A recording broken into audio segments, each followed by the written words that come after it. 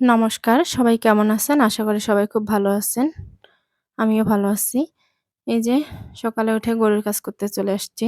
ঘরের কাজ তো দেখানো হয়নি। একবারে গরুর কাছে চলে আসছি।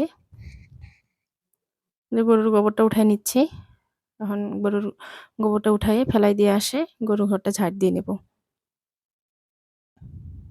এই যে গ্যাস শেষ হয়ে গেছে তাই চুলার মধ্যে রুটি, ভাজি এগুলা সব করে নিছি। কিচ্ছু শেয়ার করিনি এগুলা। গরুর গোবরটা ফেলাই দিয়ে আসলাম।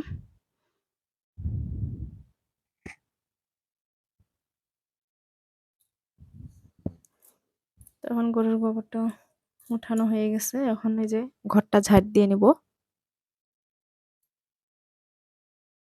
গরুর ঘর ঝাড় দেয়া হয়ে যাবে। গরুর ঘরটা ধুয়ে নেব।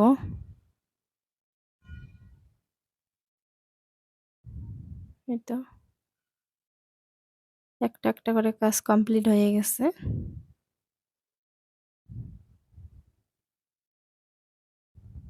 তো ময়লাগুলো উঠায় নিলাম। এখন এই যে গরুর ঘরটা ধুয়ে নেব।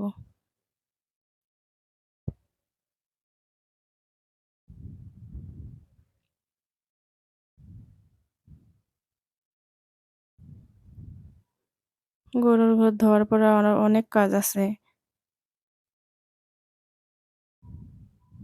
তো গরুর চারিগুলোতে জল দিয়ে দিচ্ছি। ওইখানে এখন খাবারটা মাখায় দিব চারের মধ্যে করে। তো গরুর ঘরটা ধোয়ানো হয়ে গেছে এখন। এখন খাবার দিয়ে দেব গরুকে। এই যে গরুর জন্য খাবারটা ঢালে নিচ্ছি বালতিতে করে। ছোট, ছোট করে খের কাটা আছে আর ভুসি দিয়ে এখন এই খাবারগুলো মাখায় দিব।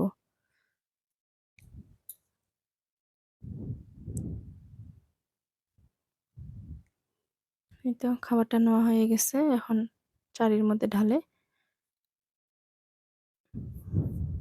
ও দুষ্টুমি করতেছে তার জন্য লাঠিটা নিছে হাতে করে। নাহলে আমাকে এখন খাবারটা মাখাইতেই দিবে না। এই যে গরুর খাবার দেওয়া হয়ে গেছে। এখন উঠানটা ঝাড় দিয়ে নিচ্ছি। উঠান ঝাড় দেওয়া হয়ে গেলে কাপড় ভিজাইছি এগুলা ধুয়ে নেব। ধোয়ার পরে এখন মেলে দেব। যে আমার কাপড় ধোয়া হয়ে গেছে। এখন কাপড়টা মেলে নিচ্ছি।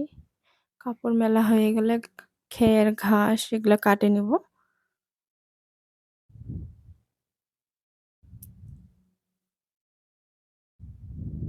এটা হচ্ছে আমার শাশুড়ি মায়ের বেডশিট ধুয়ে দিলাম। তো সব কাপড় মেলা হয়ে যাচ্ছে। এখন ঘাস কাটতে বসবো। সবগুলা দেখানো হয় না অবশ্য। খের, ঘাস কাটা এগুলো মিক্সড করা অনেক সময় লাগে। তো ঘাস কাটতে বসে গেছি। এখন খের, ঘাস কাটা হয়ে গেলে স্নান করে একবারে পূজা দেব। দিয়ে রান্না করব। তো আমার ঘাস খের কাটা মিক্সড করা এগুলা হয়ে গেছে। আর এদিকে স্নান করে নিচে নিয়ে পূজাও দিয়ে দিছি। তা এখন এই যে সবজি কেটে নিচ্ছি।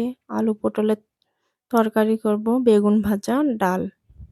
আজকের এগুলাই খাওয়ার।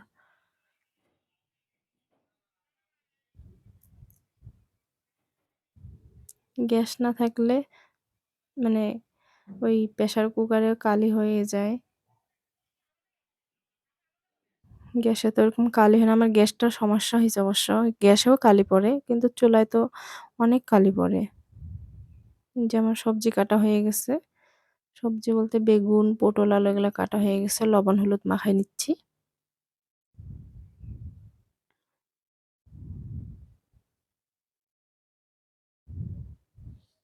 তো এই যে এখন পটলটা ভাজে নিব।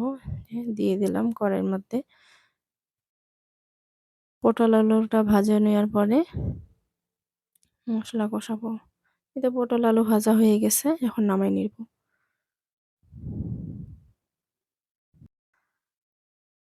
তো আমার পটল আলু ভাজা হয়ে গেছে।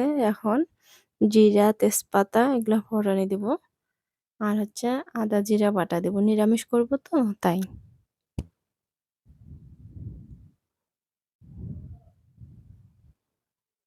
তো এই যে এখন মসলাটা দিয়ে দিচ্ছি। এখন একটু পরিমাণ মতো জল দিলাম। আর এখন দিয়ে দেব লবণ, হলুদ গুঁড়া, মরিচ গুঁড়া।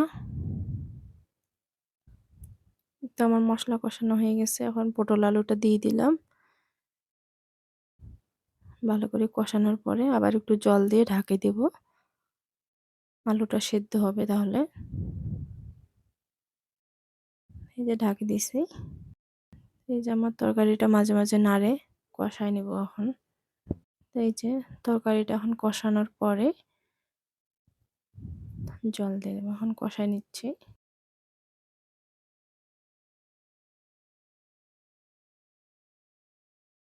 এই তো বেগুন ভাজা হয়ে গেছে, ডাল এদিকে হয়ে গেছে, ডালটা নামাই নিব এখন। আপনারা যদি আমার রেসিপিগুলো দেখতে চান তাহলে আমাকে বলবেন, আমি সবটাই রেসিপি দেখাবো। আর এই যে আমার রান্নাবান্না শেষ, এখন খাইতে বসে গেছি। তো ভিডিওটা আজকের মতো এখানে শেষ করতেছি। সবাই ভালো থাকবেন, সুস্থ থাকবেন।